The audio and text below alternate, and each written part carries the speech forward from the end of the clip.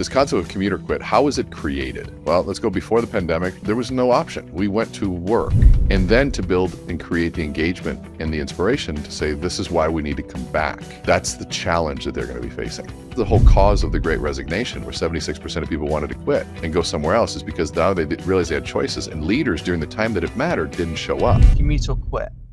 Kind of what are you seeing? And then maybe if you're a leader asking people to come in, how would you go about doing that?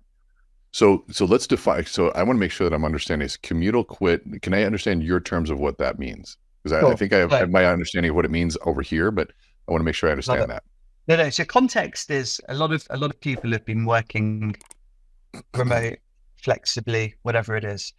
There's quite a lot of companies, mostly large firms, financial services, tech, that are asking their employees to come back to the office, which means that as an employee, you have a decision. You either commute and you go to your job, which is now 5 days a week back in New York City or wherever it might be, or you're like, hey, I'm out, and you quit. So commute or quit, got it. But so my accent's dreadful. No, it's beautiful. I love it. So don't change a bit of it. So I think that when let's go back to what happened, right? So if there's new names to all of this stuff, commute or quit, activism, this is all change at the end of the day. So the leaders need to think about this is a change process, no different than if we were switching their work hours from a rotating shift to a late night shift. It's a change. Or we're going to be making this product and we're going to be making that product. You're going to be working here. You're going to be using, this ERP. Now we're going to switch to SAP. It's a change process. And when we look at the brain, the process goes through the exact same thing in both areas. And so in both situations. And so it doesn't really matter what the external piece is from a leadership perspective to understand the experience. And then once we understand the experience, we can then look at how do we change our approach to that. So this concept of commute or quit, how was it created? Well, let's go before the pandemic. There was no option. We went to work, and there was no other option. And now they said, well, we got to work from home. And all of a sudden, work became comfortable. At first, home wasn't comfortable. Now work is comfortable. And so there's an interesting lesson that I was taught by the CEO of Visa a long time ago. He said, René, what do you get when you exceed a customer's expectations? Of course, I went down the path of I get a repeat customer. He said, no, you get a customer with higher expectations.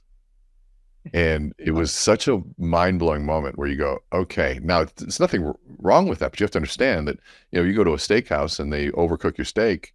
You want it medium rare, they come up well done. They go, you know what? Manager comes out, gives great services. You know what? I'd like to comp the whole meal. This is on us. We apologize. We're blown away. We're like, wow, maybe we'll come back. But we come back and next time you go to a restaurant and they overcook your steak, what are you expecting? A comped meal. And so these things keep happening. And so it's no different. It's another form of entitlement where, we all enter entitlement as humans. When we get used to one thing and it seems to be okay and it's functioning and you take that away, we're like, wait, what are you doing? We feel entitled to that feeling. And so now we're at home, we're comfortable, we get a little bit more flexibility. And some studies say it's better, some studies say it's worse. You're dealing with the same issue. And so this is where leadership comes into play. Where can you understand where people are at, have the empathy to understand that, and the transparency to say, here's what the business needs. And then to build and create the engagement and the inspiration to say, this is why we need to come back. That's the challenge that they're going to be facing. How can you make the case? Yeah. What would you do, and what advice would you give to someone that needs to make that case? Well, I think it's tough. Yeah. Well, I think it's tough because it depends on the size of the organization, right? If you get a small business, these are one-on-one conversations. These are conversations that you need to understand. Here's what we need. And what you'll find is when you can share the reason and the rationale and the business need behind it, and there's a trust built with that person first, they're going to say, you know what, I know this sucks, but yeah, I do what's right for the business. And so there's the solution to this began beforehand. If you had no trust, you weren't communicating with your group, and now you're coming out of the woodwork, so you got to come back.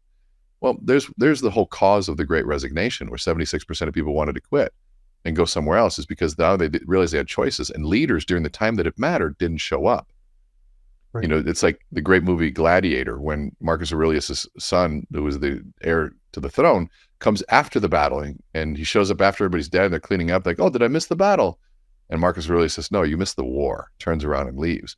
We never respected the leader that didn't show up during those times. And so hopefully, if they showed up during that time, they can go back and have these conversations. And they go, you know what, you were there for us. We want to be there for you. That's a human condition. People love being there for each other and for the people they trust. But if you were an absent leader and you weren't around and you weren't showing that, and then you come around and say, okay, now I need you to come back. I said, well, where were you during the war? We were out here fighting and doing all these things. And where were you?